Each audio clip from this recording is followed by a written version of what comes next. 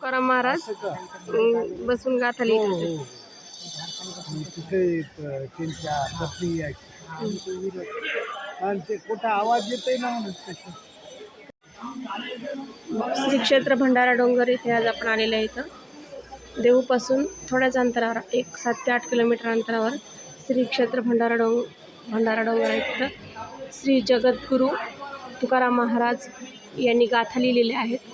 तिथं आज आपण दर्शनासाठी आलेलो आहोत.